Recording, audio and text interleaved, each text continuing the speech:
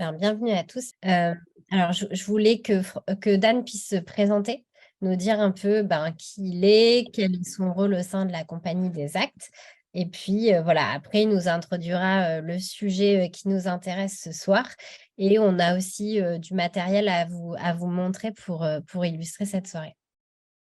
Vas-y Dan. Alors, je m'appelle Dan Hoang, j'ai fondé une compagnie de théâtre qui s'appelle la Compagnie des Actes il y a un peu plus de 22 ans maintenant.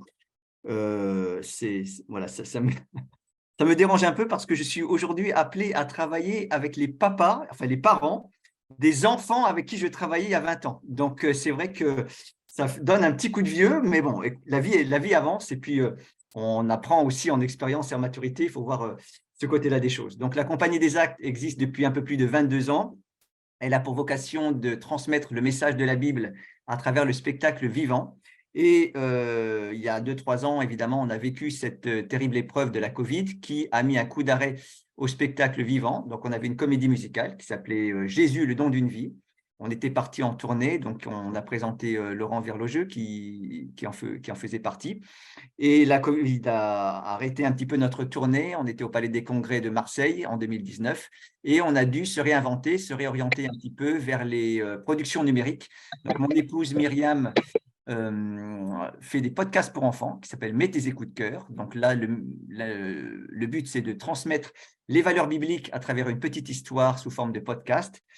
Je sais qu'il y a Cyril Petit là, qui est là, donc sa fille Talita en fait également partie. Et puis, la production Identité en question, donc ça, on aura l'occasion d'en parler tout à l'heure. J'ai 2 garçons et donc c'est tout un défi de les éduquer et c'est l'objectif de cette soirée. Est-ce que je poursuis maintenant sur le programme? Coralie, oui? Oui, Bien. vas-y Dan, vas-y. Alors, donc on a une famille avec 2 garçons et nous, on s'appuie sur le verset de la Bible de Proverbe 22 au verset 6 qui dit: «Instruis l'enfant dans le chemin qu'il doit suivre, dans la voie qu'il doit suivre, et même quand il sera vieux, il n'en s'en détournera pas». Ou apprend à l'enfant le chemin qu'il doit suivre selon les versions. Et donc apprendre, ben, nous, on a un petit peu tendance, comme j'imagine pas mal de familles, à confier ce rôle de apprendre ben, à l'école, puisque ben, l'école doit apprendre, et puis aussi à l'école du dimanche.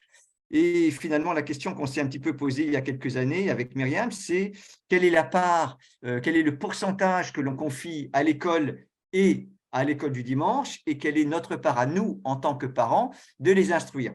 Et on s'est rendu compte que ben, finalement, l'école et l'école du dimanche prennent plutôt 80% et que nous, il nous reste un peu les 20%, alors que on a commencé à réfléchir et se dire que ça devrait plutôt être l'inverse. C'est-à-dire que c'est à nous, parents, d'avoir un pourcentage beaucoup plus grand, une part beaucoup plus grande dans l'instruction de nos enfants. Alors, il y a pour nous un chemin qu'ils doivent suivre. Il n'y en a pas 36. Et ce chemin, il est basé sur les valeurs de la Bible. En tout cas, c'est nos convictions à nous. Éduquer, pour nous, ça rime aussi avec accompagner. Aujourd'hui, on se rend compte que ça rime de plus en plus avec protéger. Et on se dit que finalement, dans cet accompagnement, dans cette protection, on doit les aider à construire leur identité. Et c'est le thème un petit peu de cette soirée. Alors, l'identité de nos enfants pour nous, elle se construit sur des valeurs. Qu'est-ce que c'est des valeurs? Eh ben, c'est tout simplement qu'est-ce qui a de la valeur pour nous, hein, c'est ça la définition de valeur. Qu'est-ce qui a de la valeur pour nous? Et nos valeurs à nous, ce sont les valeurs de la Bible. Alors, notre défi, c'est de faire en sorte qu'ils ne choisissent pas de construire leur identité sur d'autres valeurs, sur des valeurs qui sont opposées aux nôtres, parce que pour nous, toutes ces valeurs qui sont opposées aux nôtres, ben, ce sont des valeurs qui ne sont pas constructives, mais au contraire destructrices. Voilà, il y a des valeurs qui sont opposées aux nôtres, qui amènent à la dépression, qui amènent à la confusion, voire même pire, parfois même jusqu'à des tentatives de suicide. On a malheureusement dans notre entourage des exemples qui le prouvent. Alors, ce défi, il est vraiment énorme aujourd'hui et je pense que si vous êtes si nombreux ce soir, c'est parce que vous vous reconnaissez dans ce défi qui est de plus en plus grand, parce qu'on est dans une société où les moyens de communication sont extrêmement puissants. Les réseaux sociaux, Internet, les séries télé, c'est extrêmement puissant et ça véhicule des messages qui amène nos enfants à se poser beaucoup de questions et finalement, d'un côté, ils reçoivent des valeurs chez nous au sein de notre foyer et puis ils reçoivent des valeurs, les mêmes valeurs qui coïncident dans l'Église. Par contre, dès qu'ils sortent de chez nous ou dès qu'ils sortent de l'Église et qu'ils se retrouvent dans le milieu scolaire, les choses diffèrent. Alors, je vous donne un exemple très concret.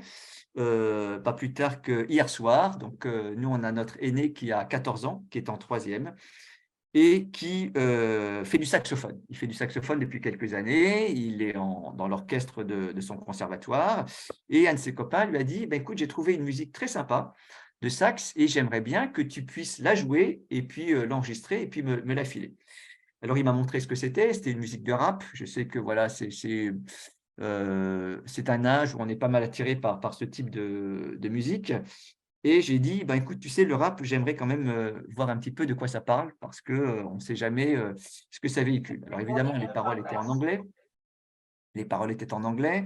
Donc, je lui ai dit, alors, est-ce que tu peux me dire un petit peu de quoi ça parle? Et là, effectivement, j'ai senti qu'il était gêné et qu'il était convaincu lui-même que là, on avait un message qui était pas du tout en accord avec ce qu'on croyait. Alors, je lui ai dit, écoute, moi, je pense que ce serait pas une bonne idée que tu fasses cette musique pour ton copain.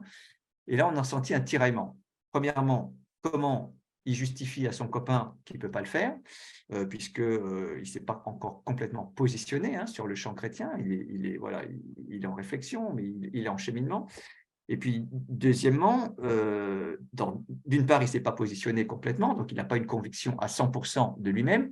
Et de deux, comment le communiquer?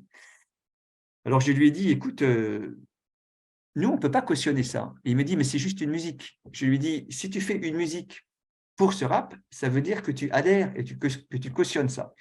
Donc, il y a eu un conflit. Il a fallu qu'on discute parce qu'à 14 ans, on ne peut pas le prendre par le callback en disant, non, c'est non.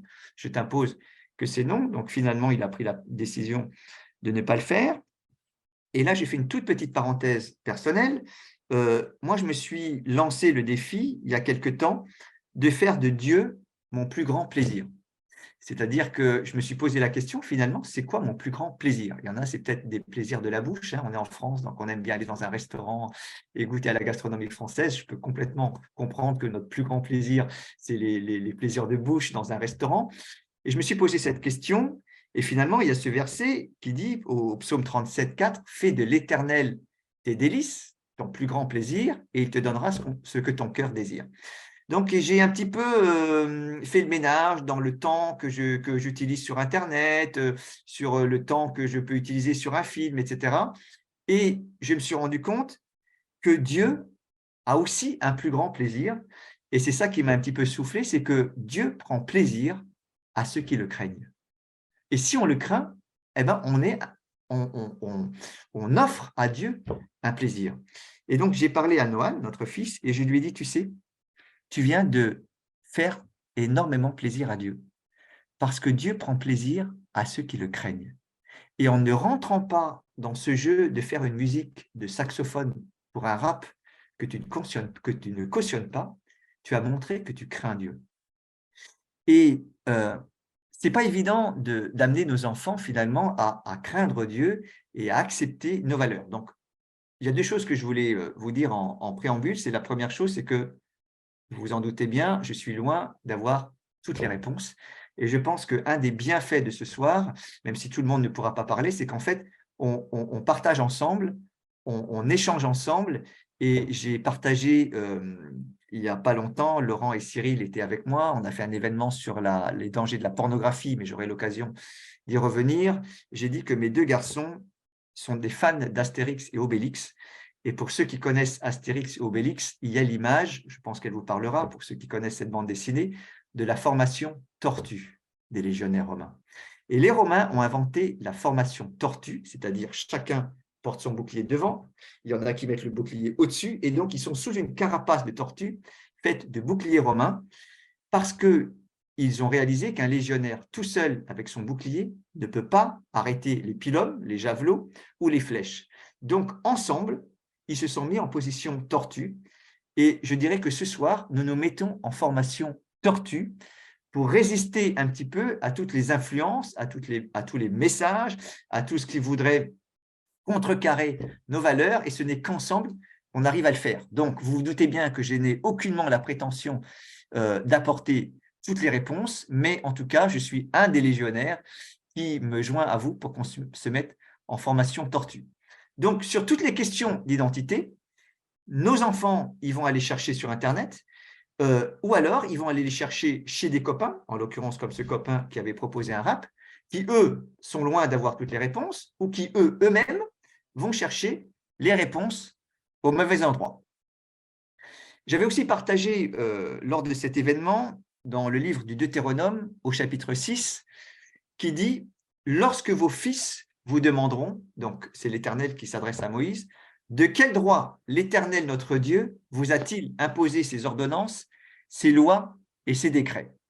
Vous leur répondrez « Nous avons été esclaves du Pharaon en Égypte, et l'Éternel nous a tirés de là avec puissance. » Ça veut dire qu'à un moment donné, les enfants d'Israël vont poser une question à leurs parents en disant « Mais de quel droit Dieu nous impose d'aller à l'église, d'aller au culte, de lire la Bible, de prier, d'avoir des valeurs contraires à ceux de mes copains, à ceux des plateformes de streaming, à ceux de TikTok, de quel droit il nous impose ces ordonnances et ces décrets ?»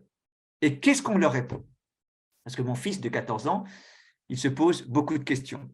Et c'est l'objet de, voilà, de notre rencontre ce soir, c'est que nos enfants, à l'âge ado ou jeune adulte ou enfant, nous posent des questions. De quel droit Dieu demande ceci? De quel droit l'Église exige cela? Et qu'est-ce qu'elle leur répond? Alors, on va échanger ensemble avec Franck et Coralie et vous-même sur deux questions. D'abord, quoi dire à mon enfant, à mon ado? Quoi lui dire? Quoi lui répondre? Et aussi, comment lui répondre? Alors, je vous donne un autre exemple personnel. Je suis rentré à un moment donné tard d'une réunion, il était 22h30. Je n'avais pas encore dîné, donc je prends un plat de gratin de nouilles dans le frigo, je commence à le réchauffer, il est 22h30, je n'ai qu'une hâte, c'est manger et aller me coucher. Et là, mon fils, de nouveau, mon aîné, dit « Papa, j'ai quelques questions ». Et puis, quand il aborde un petit ton comme ça, un petit peu gêné, je me dis « À mon avis, ça va avoir attrait à la sexualité, je pense, ou les relations garçon-fille. Il est 22h30, je me fais violence, je monte le voir dans sa chambre avec mon plat de gratin de nouilles. Et là, on discute tranquillement. Effectivement, ça avait à voir avec les relations garçon-fille, voilà, les hormones qui travaillent, la masturbation, etc. Alors, la première chose que j'aimerais vous partager, c'est qu'il faut se rendre disponible. Et ça, pour moi, c'est un énorme défi, se rendre disponible. Parce que c'est un effort, c'est des contraintes. Et dans le livre des juges, j'ai dû me replonger dedans, au chapitre 13, donc l'Éternel part à la mère de Samson, qui était stérile, et puis qui va donner naissance à un des juges, et il va lui dire « Ne bois ni vin, ni boisson alcoolisée, et ne mange rien d'impur. » Et là, il y a des contraintes, c'est-à-dire que la maman de Samson va donner naissance à un des juges, mais il y a des contraintes. Il ne faut pas boire de vin, il ne faut pas boire de boisson alcoolisée, il ne faut pas faire ceci, il ne faut pas faire cela. Et je dois m'imposer des contraintes sur mon emploi du temps. Et c'est arrivé il n'y a pas plus tard qu'il y a une heure. Je me suis dit, oh là là, on m'a dit qu'il y a énormément d'inscrits. Il faut vraiment que je prépare ça avec beaucoup de soin. Et Noan passe son brevet. Il est en révision de brevet.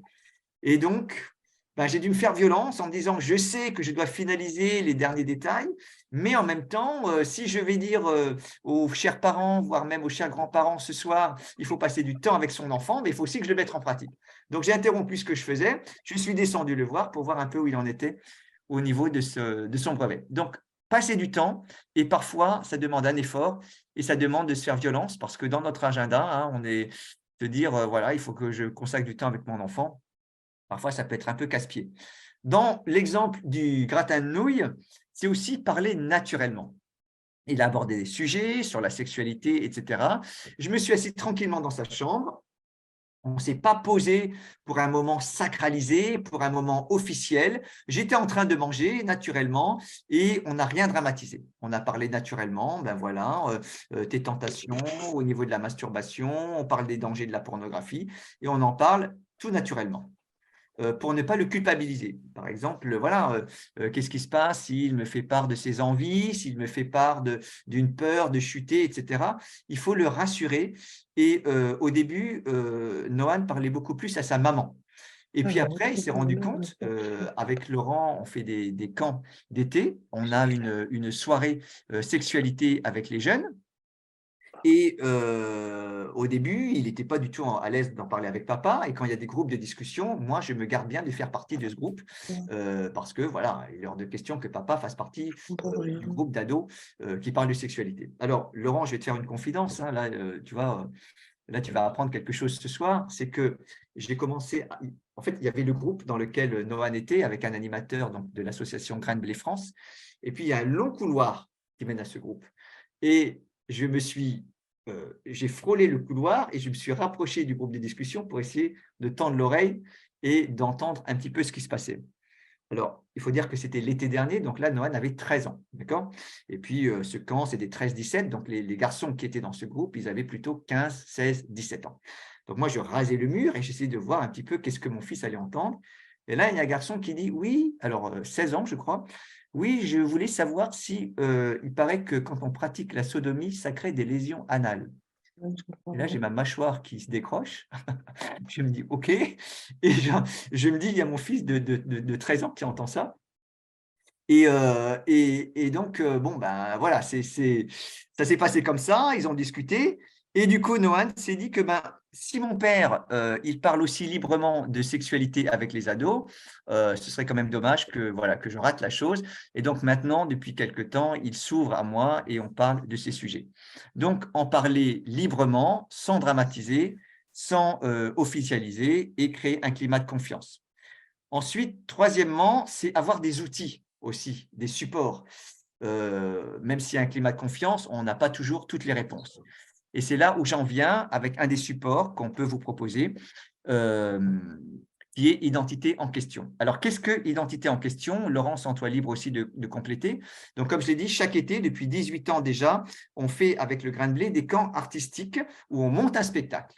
Et en 2020, donc on est dans un endroit, hein, c'est vraiment une colo où on loge tous ensemble pendant une douzaine de jours. Et en 2020, il y a eu la Covid et on a dû revoir notre copie. On ne pouvait pas faire une colo avec hébergement, donc on était à l'Institut biblique de Nogent et on a fait donc un camp artistique sans hébergement. Par contre, c'était impossible de monter un spectacle, puisque là, les spectacles voilà, étaient interdits pour des raisons de sécurité, de santé. Et donc, on a décidé de faire une vidéo. On a donc imaginé la vidéo Identité en question. Moi, j'avais ce thème de l'identité qui m'était très cher. J'ai senti qu'il fallait vraiment développer ce thème de l'identité. Donc, j'ai écrit 2 monologues d'une fille qui dit, voilà, je suis sur les réseaux sociaux, je vous donne une image de moi qui ne correspond pas à ce que je ne suis pas celle que vous croyez, je suis juste celle que j'ai envie que vous voyez. Et une autre fille qui dit, moi, je crois que je suis une création de Dieu, que Dieu m'a créée, et je ne suis pas celle que vous avez envie que vous voyez, je suis celle que Dieu a créée. Et on s'est dit ce serait bien de filmer ces 2 monologues. Et donc, Inspire TV est venu, a fait une petite vidéo, un court-métrage qui s'appelle Identité en question. On a eu des retours tellement positifs qu'on s'est lancé dans la série. Et là, je pense que Coralie pourra nous montrer le teaser de cette série qui va sortir fin avril, qui traite du rejet, de l'image de soi, du harcèlement scolaire et de l'addiction à la pornographie. Quand on nous voit comme ça, on se dit pas qu'il se passe autant de choses. Et pourtant… Oh, je suis dans la rue, il se prend pour qui ce bouffon là? C'est rien, il t'en parlera plus tard, c'est bon. Je m'appelle Amy. Et ce que vous pensez de moi n'est pas la réalité. Je ne suis pas la seule. Alors je vais laisser la parole.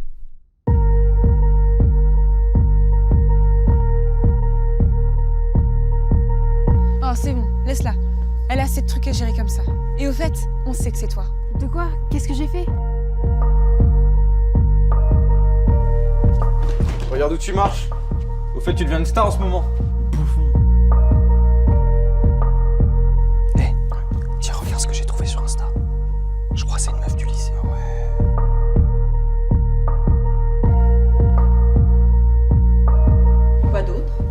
faire accepter par un groupe.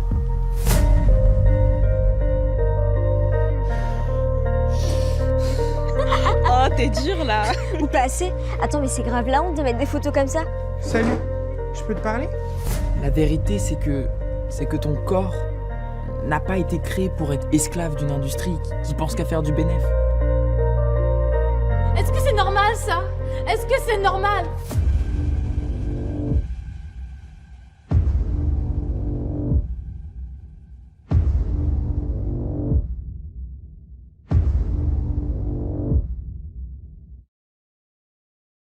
Donc ça, c'est la bande-annonce de la série qui va sortir. On a commencé déjà à faire des interjeunes avec les premiers courts-métrages qui a été tourné en 2020. Et peut-être, Coralie, tu peux peut-être montrer un petit peu l'exemple du pack pédagogique qu'on a fait. C'est-à-dire qu'on a fait des interjeunes et on a mis à disposition donc un dossier pédagogique qui permet de conduire des discussions, voilà, d'amener des questions à partir donc, du court-métrage. Ça s'adresse aux collégiens et lycéens. Donc, il y a le synopsis, comme vous le voyez. Pour plusieurs élèves d'un lycée de banlieue, la vie n'est pas facile. Voilà, le quotidien peut être difficile et on traite de différents thèmes. En quête d'identité et acceptation de soi, Fanny et Carla vont partager leur quotidien. Voilà, donc l'objectif, trouver l'identité à travers le message de la Bible et se positionner sur des sujets comme la pornographie, l'addiction Internet, le harcèlement, l'image que l'on veut montrer aux autres, etc. Donc après, il y a un déroulement qui peut se faire soit en une séance, donc échanger sur l'identité, visionner la vidéo, et puis ensuite poser des questions. Qu'est-ce que vous avez ressenti? Quel message a été communiqué? À quel personnage vous identifiez? Et puis après, voir un petit peu ce que dit la Bible sur l'identité. Donc ça peut être en une séance, ou alors on peut le faire en 2 séances. Voilà. Et là, il y a un test d'auto-évaluation où le jeune répond à différentes questions qui l'aident à mieux se comprendre lui-même. Et puis ensuite, on a des questions par thématique sur le rejet, sur le harcèlement physique et sexuel, sur l'addiction à Internet, sur la pornographie. Par exemple, il y a une très bonne question. La pornographie procure-t-elle du plaisir ou du bonheur? Et on les amène à réfléchir sur cette nuance. Et après, les différents passages bibliques sur l'identité. Alors, donc, avec Laurent, on a fait, et Cyril aussi, plusieurs interjeunes là-dessus. Merci Coralie. Et puis ensuite, on peut aller plus loin avec voilà, différents défis qu'on leur lance, parler à des parents ou à un autre adulte, trouver un copain, des défis. Lorsque je serai confronté à une nouvelle situation, je prends conscience de la souffrance de la victime, je m'engage à ne pas rester passif et je vais chercher de l'aide, etc. Donc, investir du temps dans son enfant, utiliser des supports, et puis aussi savoir que l'on n'est pas seul à se débrouiller avec son ado. Et c'est important de se retrouver aussi avec d'autres parents pour partager ses questions, partager ses défis et ses réponses. Et là, je voulais en venir à l'événement qu'on a fait avec les associations familiales protestantes le samedi 25 mars, qui s'appelait « Le porno, mieux vaut en parler qu'en regarder ». Donc, Laurent était présent, Cyril était présent. Donc là, on a le déroulé d'un programme. C'était plusieurs associations familiales protestantes dans le 95, le Val d'Oise, qui se sont réunies pour organiser cet événement. On a montré l'un des épisodes de la série qui traite de l'addiction à la pornographie. Donc là, on a un lycéen qui est pris dans cet engrenage de la pornographie. Je ne vais pas vous spoiler, mais ça perturbe complètement ses relations avec l'extérieur. Ça le perturbe lui, ça l'isole et ça lui fait voir une fausse réalité de tout ce qui l'entoure et de ce qu'il vit avec son ami, avec sa petite amie et au lycée.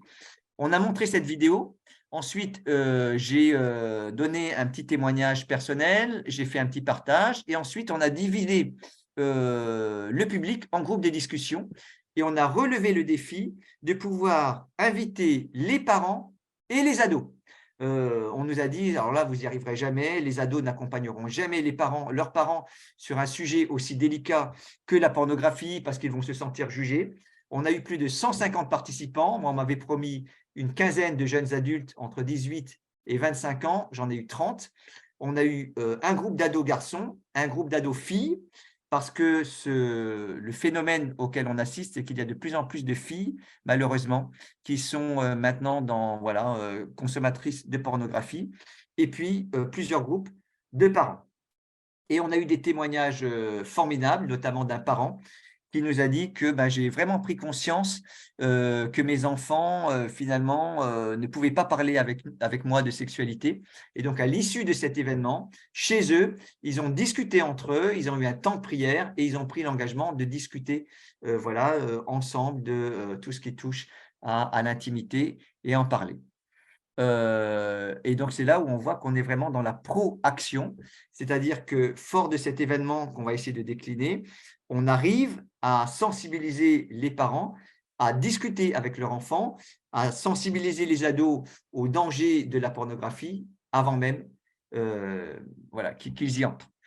Voilà un petit peu parce que je n'ai pas envie d'être trop long, je pense que ce sera bien aussi de laisser la parole à Franck, d'avoir un temps d'interaction et puis aussi de vous dire que l'élaboration d'un dossier pédagogique propre à la pornographie est aussi en réflexion avec le CPDH. Mais je pense que l'idée, on sera peut-être efficace avec un temps d'interaction, mais je vais laisser maintenant la parole à Franck. Si vous voulez, je propose qu'on regarde un petit extrait. Allez, excuse-moi, merci Coralie, tout à fait. 5 minutes après, on n'est pas obligé de tout regarder, mais je voulais quand même, je trouvais que c'était assez parlant Tout sur à fait. voir la qualité aussi des vidéos et de la réalisation. Donc, j'espère Donc, que c'est une des scènes, c'est un extrait de cet épisode. sur la pornographie. Voilà.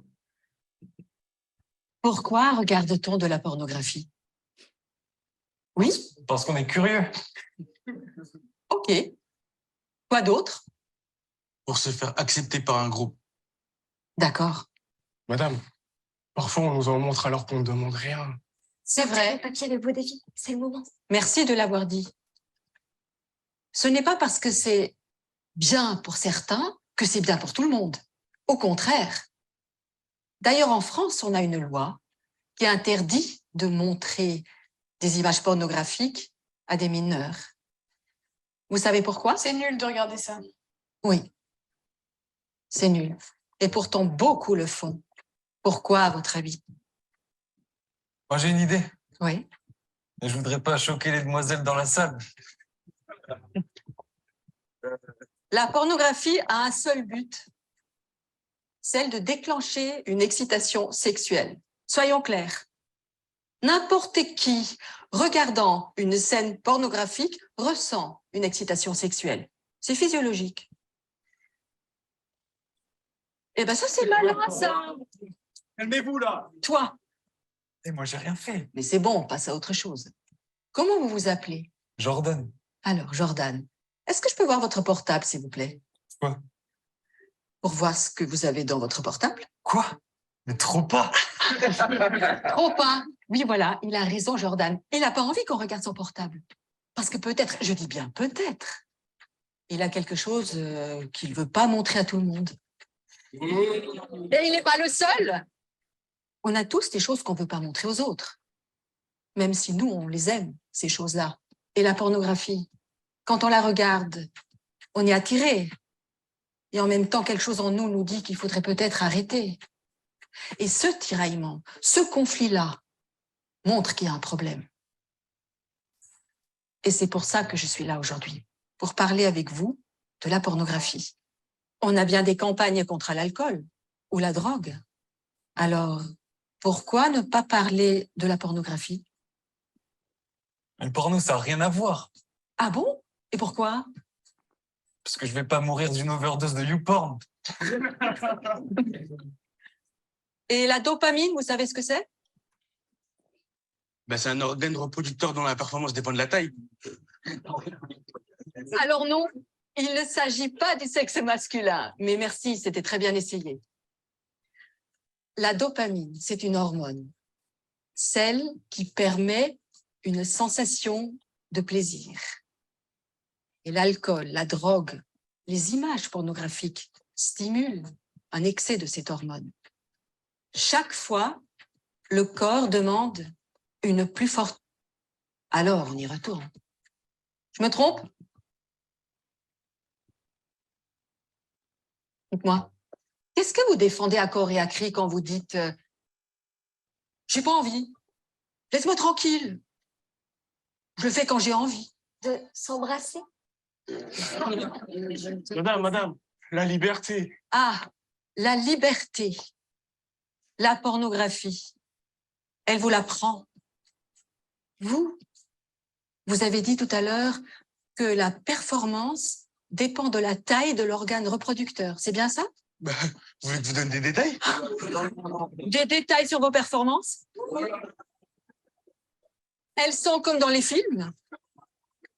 Ouvrez les yeux. Vous devez connaître la vérité si vous voulez vraiment être libre. Le porno, c'est quoi? C'est un film. Qui joue dans les films? Des acteurs. Oui, des acteurs. Et donc, qui dit acteur dit casting. Pourquoi, à votre avis, on les choisit? Pour leur physique. Ah, pour leur physique. Pour qu'ils soient super performants. Les acteurs prennent des médicaments pour faire durer les rapports sexuels pendant des heures. Dans la vraie vie, ça ne se passe pas comme ça, heureusement. La pornographie vous impose un format faussé de la sexualité. Vous voulez vraiment être libre? La pornographie vous contrôle. Elle vous trompe. Et elle vous isole.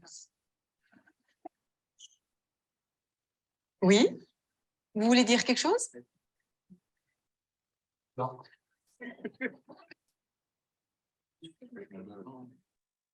Voilà, ça c'était le premier volet. On va passer au deuxième. Voilà, ça c'était un extrait, donc ça peut servir de support de discussion. C'est ce qui a été montré lors de l'événement du 25 mars dernier. Et ensuite, les familles ont l'occasion d'en discuter ensemble une fois qu'elles rentrent chez elles. Et on avait différents groupes de discussion. Merci Dan. Je voudrais tout d'abord remercier encore le projet qui nous a été présenté ce soir et dans lequel le CPDH a été aussi partenaire, elle l'est encore, parce que, on l'a dit tout à l'heure, nous avons besoin d'outils, tu l'as redit, Dan. Face à des ados, évidemment, il est normal d'accueillir leurs questions, de les écouter et aussi de s'intéresser au monde, au contexte dans lequel ils vivent, ils évoluent. Alors, ça peut être le collège, le lycée, comme nous venons de le voir sur la vidéo qui nous a été proposée. Ça peut être parfois aussi dans une discussion avec des amis qui ne sont pas ceux qu'on rencontre à l'école. Et dans ce cas-là, il est important pour nous qui sommes les adultes, qui sommes des parents, des grands-parents, des éducateurs, des responsables sur l'école du dimanche, etc., d'avoir des outils pour pouvoir appuyer ce que nous croyons juste, ou en tout cas, à certains moments, questionner les jeunes qui sont en face de nous et ceux dont on a la responsabilité. J'étais très heureux que Coralie nous présente l'extrait qui nous était présenté sur la vidéo concernant la pornographie. Elle a le mérite, je le redis, Dan, parce qu'on en a parlé ensemble, évidemment, et je le dis à tous, elle a le mérite d'être authentique, de ne rien laisser en zone d'ombre. Et la discussion à laquelle on vient d'assister, qui a lieu dans une classe de lycée, entre une intervenante, un professeur, et puis des jeunes qui sont là, ça nous serait peut-être difficile d'avoir une telle discussion avec les jeunes dont on a la responsabilité ou que l'on croise. Or, là, voilà un support qui va être un véritable outil, d'abord pour comprendre, pour écouter, pour apprendre, et ensuite un support d'échange et de discussion. Donc, c'est certainement la première vertu. Dan, j'ai une question. On a parlé tout à l'heure de série. On a parlé aussi d'une vidéo, Identité en question. Peux-tu nous dire en quoi consiste cette série, s'il y a plusieurs vidéos d'attendues? Alors, on a 3 épisodes. Le premier, il s'agit du rejet. C'est important d'accepter l'étranger et d'aller, de passer au-delà de certains préjugés sur des personnes qui n'auraient pas la même culture que nous. Donc, il s'agit d'une nouvelle élève dans le lycée qui est roumaine. Elle vient de Roumanie et elle a du mal à s'intégrer. Et là, on touche vraiment l'image de soi, qu'on ne doit pas forcément juger quelqu'un si elle ne rentre pas dans le moule de toute cette génération Instagram qui se prend en selfie sans arrêt avec des tenues vestimentaires voilà, les plus provocantes. Le deuxième traite un sujet extrêmement lourd qui est le harcèlement scolaire. Donc, pas seulement le harcèlement physique et le harcèlement moral, mais ça vous poursuit jusqu'à chez vous. Donc à travers les réseaux sociaux. Donc là, on parle d'un jeune élève qui est vraiment victime de ceux qui jouent un petit peu les caïds. Voilà, je suis moi-même très ému en vous le disant parce que j'ai eu l'occasion avec Laurent de voir le montage brut et même si on a vécu tout ça de l'intérieur, je vous avoue que c'était un épisode qui est très, très émouvant. Et puis, j'ai moi-même aussi, parmi mes amis, des gens qui ont vécu des tragédies, il faut le dire, au niveau du harcèlement scolaire. Donc, c'est vraiment un problème qu'il faut prendre à bras-le-corps. Et le troisième, vous en avez vu un extrait, il s'agit de l'addiction à la pornographie. Donc, pour répondre à ta question, Franck, il s'agit de 3 épisodes de 20 minutes. Et c'est vrai, comme tu l'as dit, j'en profite pour, au nom de toute la coproduction, donc la Compagnie des Actes, Grain de Blé France et Inspire TV, encore une fois, remercier le CPDH qui est vraiment à nos côtés d'une manière très concrète. Donc, c'est l'occasion aussi pour moi de le dire ce soir et on vous en remercie. Merci beaucoup. Est-ce que tu peux nous dire comment trouver les vidéos pour pouvoir s'en servir dans un groupe de jeunes ou dans un contexte privé? Alors, il y a un site qui s'appelle www.identité en question. Vous pourrez regarder, il y a donc un lien pour se procurer tout le pack.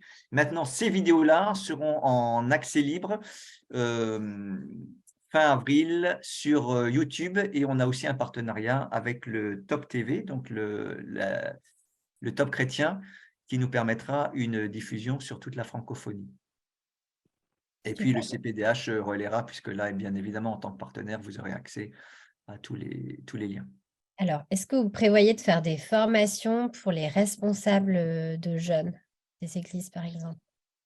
Alors, Laurent sourit parce qu'on est en manque de ressources. Hein, c'est vraiment sur nous. Voilà, Laurent qui est là, qui porte aussi beaucoup de projets. On est 3 partenaires, 3 associations partenaires. Il y a énormément de besoins. C'est déjà un petit peu la croix et la bannière de pouvoir assurer une régularité de communication sur les réseaux sociaux. Mais je pense que, en fait, on a ce privilège de pouvoir connecter différentes associations et chacune est compétente en la matière. Donc, nous, on accueille les bras grands ouverts cette coopération, cette collaboration étroite avec le CPDH. Donc, voyons un petit peu quelles sont les ressources des associations familiales protestantes, du Grain de Blé, de la Compagnie des Actes, de Inspire TV, et de voir un petit peu comment on peut mettre en commun nos ressources et voir qui on peut former. Mais je pense que pour répondre à ta question, Coralie, ce sera peut-être en lien avec vous de voir comment on pourrait coordonner une synergie pour former des gens. Et peut-être que parmi tous ces participants ce soir, il y a des gens qui vont se lever et dire « mais moi, je connais un tel et je peux… » vous aider avec un tel. On a Cyril Petit, pasteur de Rueil. Il y en a parmi vous qui sont impliqués dans le réseau Mathurin-Cordier. J'ai vu, je crois, mon ami Christian Rosier, là, alors, tu ne m'as pas demandé de faire de la pub, mais je vais quand même t'en faire, Christian, qui fait des week-ends père-fils avec l'association Avec. Donc, il y a plein de… Voilà, chacun a son réseau et on peut mettre tout ça en commun pour voir si on peut former des gens. Si je peux me permettre de prendre la parole, juste pour compléter ce que tu dis, Dan, bonjour à tous. En tout cas, merci de cet intérêt que vous portez au projet. Les interjeunes servent aussi à ça, c'est-à-dire les modèles là qu'on a fait, on a organisé jusqu'à maintenant, je sais pas, entre 7 et 8 interjeunes. Donc, c'est quoi un interjeune? C'est un rassemblement de groupes de jeunes et en général, ça rassemble plusieurs églises. L'idée, c'est pas de faire le projet pour une église parce que justement, très vite, nous, on ne peut pas honorer toutes les demandes finalement. Et l'idée, c'est aussi de créer l'unité dans des églises qui se situeraient dans un même secteur. Et durant ces moments, c'est aussi un temps de formation pour les leaders qui viennent assister à ça et qui peuvent aussi, dans un second temps, reproduire ça dans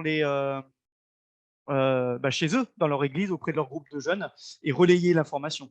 Donc il y a ça, et puis il y a les fiches pédagogiques qui permettent aussi à un leader de pouvoir mener un débat s'il ne peut pas intervenir chez eux, de pouvoir mener le débat avec leur groupe de jeunes. Donc voilà. Et bien sûr, n'hésitez pas à faire appel à nous si vous avez des questions ou si vous avez besoin d'accompagnement pour préparer aussi une session. Voilà, il y a toujours moyen de pouvoir trouver le temps pour accompagner un petit peu et voir. On est en train d'essayer de mettre des personnes ressources aussi à disposition pour intervenir si nécessaire. Donc ça, c'est aussi la force du réseau d'allier nos compétences entre la compagnie des actes et le CPDH. Voilà. En tout cas, merci à tous vraiment pour merci beaucoup. la participation. Merci Dan, merci au Grain de Blé pour votre investissement sur toutes ces questions et à la compagnie des actes. Et puis à toutes les associations, j'ai vu aussi que vous étiez nombreux des associations évangéliques représentées ce soir. Merci pour toutes vos contributions. C'est vraiment la richesse commune qui fait aussi la richesse de l'Église et du royaume de Dieu. Soyez bénis. Merci. Merci. Merci bien. Au revoir. Au revoir tout le monde. Au revoir.